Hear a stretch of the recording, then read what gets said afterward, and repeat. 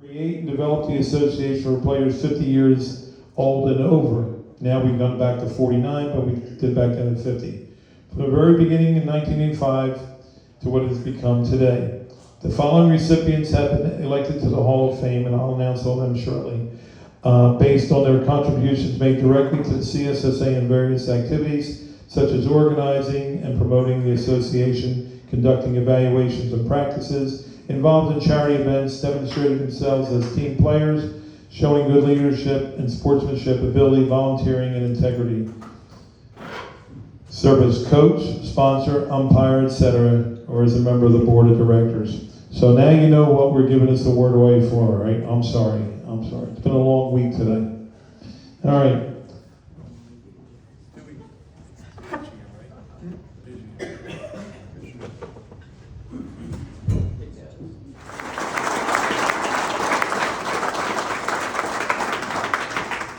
He's the only one that we have nominated for the modern era for this year. We had 4 shots, or more if we needed them.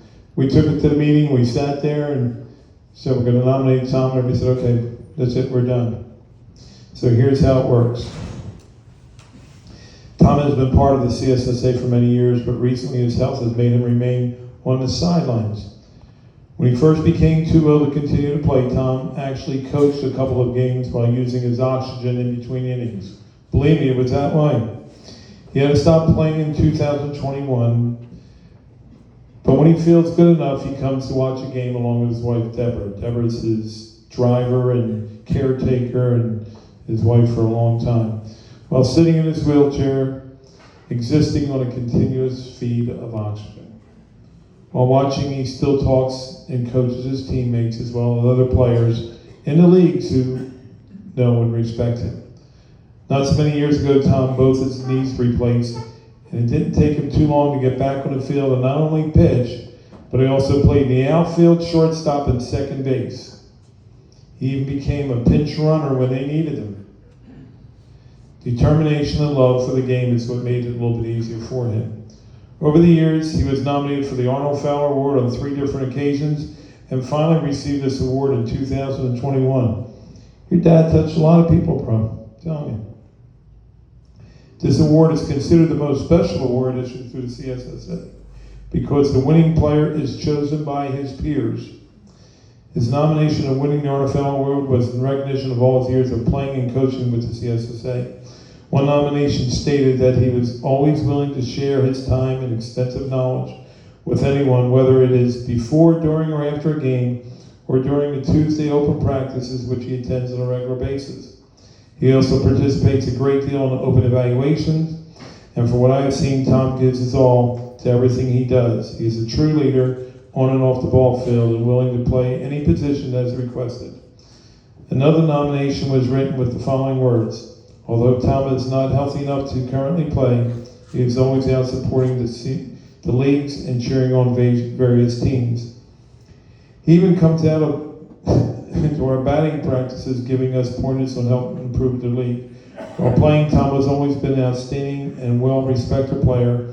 In addition to supporting the CSSA, he often supports various senior softball tournament leagues. Tom also participates a great deal in open evaluations, usually bringing softballs, pitching screens, bats, and other equipment. Much of the time, he also pitches to hitting evaluations. He gives us all in everything he does and is a true leader on and off the field. He has been an outstanding member of the CSSA for 16 plus years, and I believe that Tom Ballard is one that should be recognized not only for the 2021 Arnold Fowler Award, but for the CSSA Hall of Fame. Well, this brings us to the present. This is my part of the words that I added.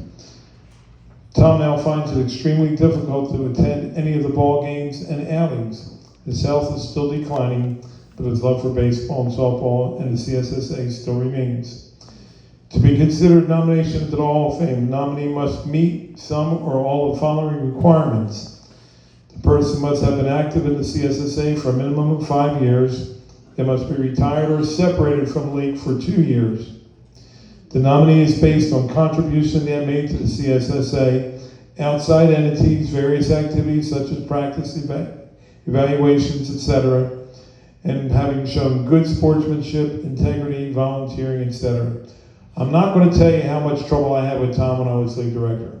I'll just skip it right for now. It appears that Tom has met and exceeded most of these requirements to get into the Hall of Fame by the remarks made on his Arnold Fowler nominations. These were made by his peers with respect and admiration they have for Tom, and who am I to argue that, right? Therefore, as an active member of the Board of Directors in the CSSA, I proudly nominate Tom Ballard as the first person of the modern era of the CSSA Hall of Fame.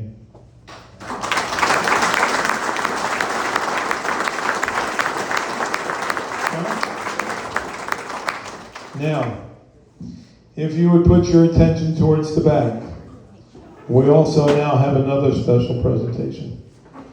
Tom played for years and years on a team called Family Traditions. Monday mornings, he's always there, does everything. Roy is the coach. I'm too far away from the antennas. Put them antennas up, please. Right here. These things. Roy, you want to come here and do this so we don't get disconnected? I'll do that part for you. I think we can go right from here. We're okay. Ray really threw me a curveball. I feel like sort of like I'm announcing the bridesmaid after the bride has already come into the venue here. But I had about a 10-minute dissertation all planned out, so I'm sure you're all happy that maybe I'll just cut that short. We did. I'm not nearly as practiced at this as I used to be, so I'm not so eloquent or entertaining as you might hope. But I had talked a little bit about Tom, and when I first came on Family Traditions, it was in August of 2010. I'd just gotten laid off from work, no longer had a job. I was pretty distraught, for a couple of months about that, like anybody would be. But then after a little while, I said, that's just me. I was trying to come up with somebody, and I watched this guy dragging this box. This box had to be 4 feet wide, 4 feet across, and about 6 feet tall. And he was dragging this thing through. I said, what are you doing? He said, I'm collecting gloves for God. This was a charity event that we were involved in at CSSA years ago. And I thought it kind of passed by when the people who were involved in Gloves for God left our organization. Don DeSalvo moved to South Carolina, and we kind of lost way with that organization. This individual kept it up. And you've heard a lot about his exploits tonight. How he's taken the Toys for Tots, but it's really Every Child Deserves a Christmas, and has 9 different organizations now contributing to that. And what we're talking about is not a few toys for Christmas. We're talking about thousands of children who otherwise wouldn't have a Christmas, except for the work of this year's winner, Ray DeLuca.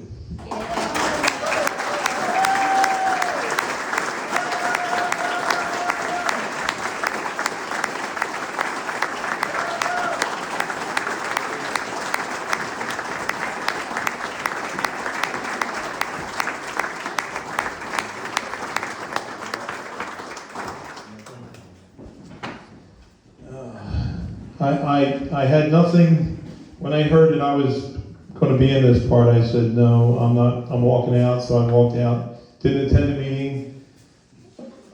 Oh, wait a minute, Norm, I get a plaque.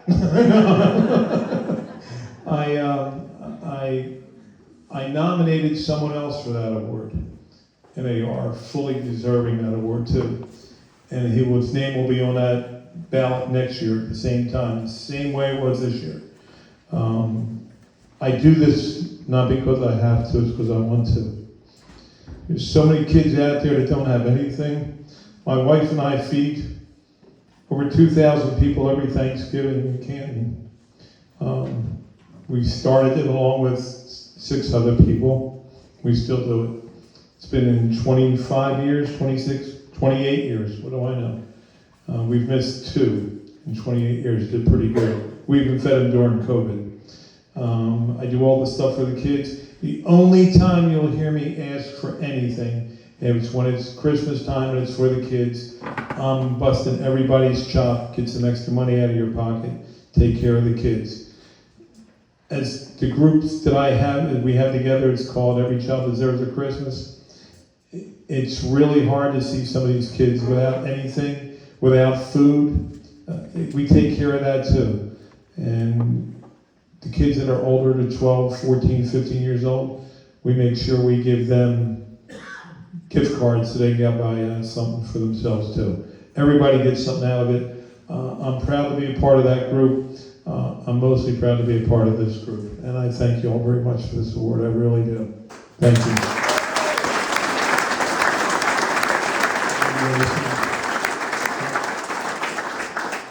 We doing this one next? Or the Arnold? Norm's got it. You got the list? I don't need the list. That's what I got right here. You got it? Yeah, it's right there.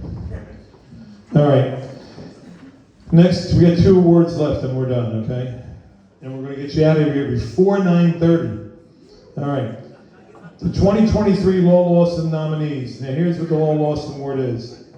It's a award based on the belief that there are many who wish to participate, but very few are willing to take the leadership role to plan, implement, and help maintain the organization.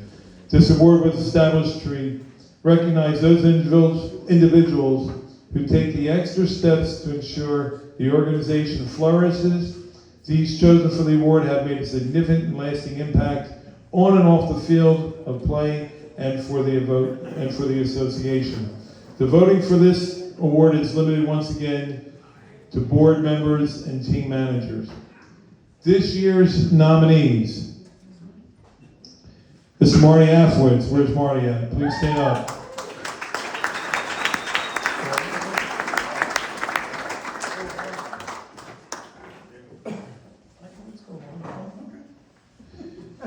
Oh, he's doing nominees.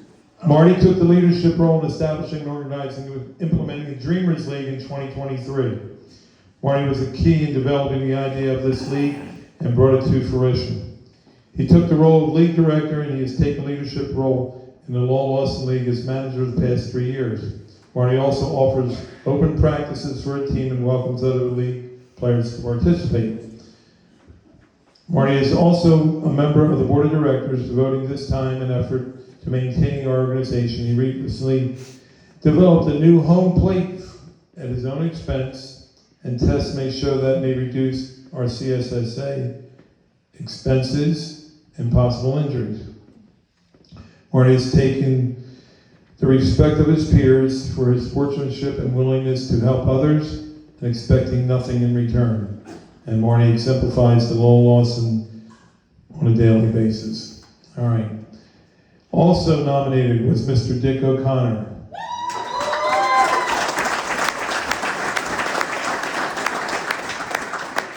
As umpire-in-chief, Dick has the responsibility to make sure that every game in every league has an umpire to run the game. With 4 morning leagues and 4 evening leagues, it is not an easy task. But in the last 4 years, there have been only 1 instance when an umpire did not show up to a game. Even when league directors make last-minute changes to the schedule, you can count on Dick of having someone there. When Dick is not umpiring, you can usually find him walking around the fields, observing the performance of his umpiring crew. He is constantly working to get a consistent level of quality to help make the games more fun and reduce arguments. And somehow he finds the time to also be the Lowell Lawson director. And under his guidance, the league there have never seems to be any issues or complaints from his players. I find that hard to believe, don't you, Randy? Nobody. He ain't playing with the Monday morning leagues, is he? No, I know that. No. Dick's always willing to serve in the capacities that he is asked. He has worked the Rules Committee and is now on the Hall of Fame Committee. In addition, he took upon himself to run the organization's Facebook page where people have to go on to keep up with the league's news. In that capacity, He has become an unofficial lost and found department. If you're missing anything, go see Dick. He probably knows where it's at, all right? As a person, he enjoys helping players by giving tips to improve their game. He always takes time to help players pick the right equipment to use, such as bats, gloves, shoes, etc. He supports all players at CSSA regardless of their age, talent, or league. It doesn't matter. Dick is the same person no matter if he is the player or the umpire. He umpires most of our games, and he always does it fairly.